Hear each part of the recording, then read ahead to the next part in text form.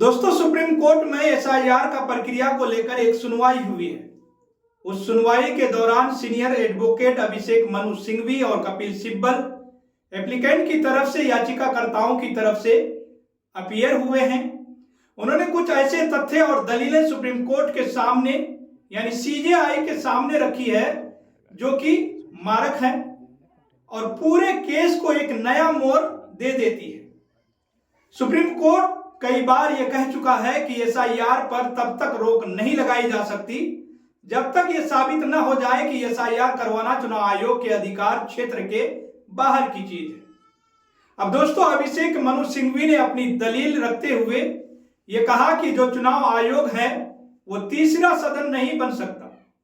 तीसरा सदन यानी कि देश में नियम कानून बनाने के लिए ऑलरेडी 2 सदन मौजूद है, एक लोकसभा और दूसरा राज्यसभा। उनमें वो लोग बैठते हैं जो कि जनता द्वारा चुनकर भेजे जाते हैं और यही लोग देश के लिए कानून बना सकते हैं और चुनाव आयोग लोगों के लिए कानून नहीं बना सकता। चुनाव आयोग अलग से नियमावली जारी नहीं कर सकता, कोई प्रोसीजर डिसाइड नहीं कर सकता और ये काम अकेले लोकसभा और राज्यसभा का ही होना चाहिए कि वो तीसरा सदन बन गया है।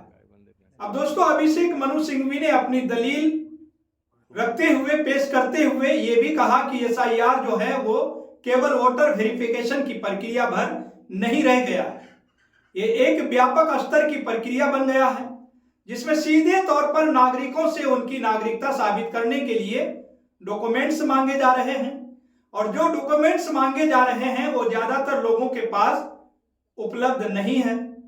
भला हो सुप्रीम कोर्ट का जो कि 11 डॉक्यूमेंट्स की लिस्ट में 12वां डॉक्यूमेंट्स आधार कार्ड को भी शामिल कर लिया गया। ऐसा नहीं होता तो शायद फिर भी बड़ी संख्या में लोग इस वोटर लिस्ट से बाहर हो जाते। देश में अभी भी कई लोग हैं जिनके पास जातीय प्रमाण पत्र मौजूद नहीं है और इस प्रक्रिया से सबसे ज्यादा प्रभावित होने वाले वर्ग जो होगा वो SC/ST वर्ग ही होगा। इसी वजह से लोगों को कागज दिखाने और अपनी नागरिकता प्रूफ करने जैसे हालात बनाए जा रहे हैं। अब सीधे तौर पर तो ये नहीं कहा जा रहा है कि ज्ञानेश कुमार और चुनाव आयोग लोगों की नागरिकता पूछ रहा है या फिर साबित करने को कह रहा है, लेकिन ये वही दस्तावेज है जो कि नागरिकता साबित करने के लिए इस्तेमाल किए जा सकते हैं या फिर इन दस्तावेजों में कोई भी गड़बड़ी पाई गई या गड़बड़ी होती है तो फिर सीधे तौर पर एक नागरिक का वोट देने का अधिकार छीन लिया जाएगा।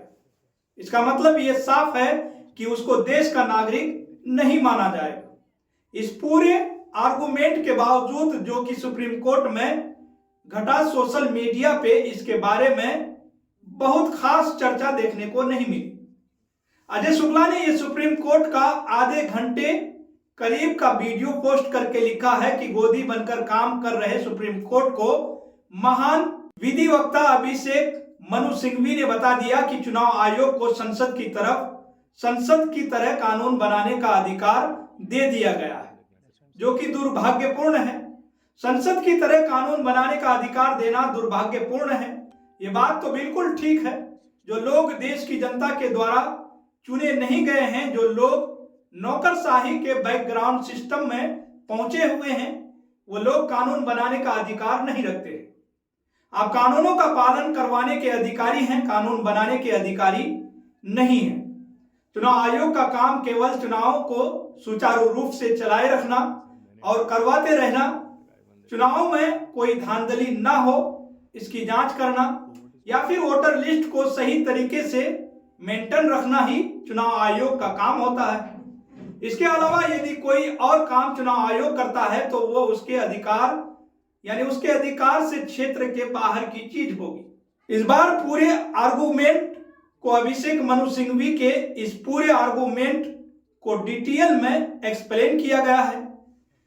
अब दोस्तों, वहीं इंडिया अवेकन नाम के एक ट्विटर हैंडल से उन्होंने पोस्ट किया है, लिखा है कि नागरिकता की जांच का मुखौटा एसआईआर के चेहरे पर एसआईआर का मुखौटा लगा हुआ है। ऐसा ये भाई साहब लिख रहे हैं।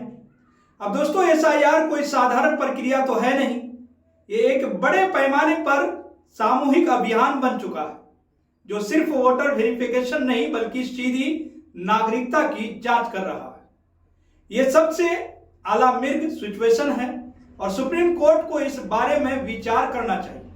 लेकिन सुप्रीम कोर्ट क्या फैसला देता है, ये तो अब आने वाले समय में पता चलेगा। लेकिन सुप्रीम कोर्ट का फिलहाल का जो स्टैंड लिया हुआ है, जो स्टैंड यही है कि जब तक ये साबित नहीं हो जाता कि बियॉन्ड रीजनेबल डाउट की चुनाव आयोग जो कर रहा है वो उसके अधिकार क्षेत्र के बाहर की चीज है, तो दोस्तों तब तक एसआईआर जैसे किसी भी प्रक्रिया पर रोक नहीं लगाई जा सकती है। अब इस पूरी रिपोर्ट को लेकर आपकी क्या राय है, आप क्या सोचते हैं, आप अपनी राय हमारे कमेंट बॉक्स में जरूर लिखें। और साथ ही दोस्तों, अगर आपने केनी न्यूज को अभी तक सब्सक्राइब नहीं किए हैं तो सब्सक्राइब जरूर कर लें और बेल आइकन को भी दबाना ना भूलें।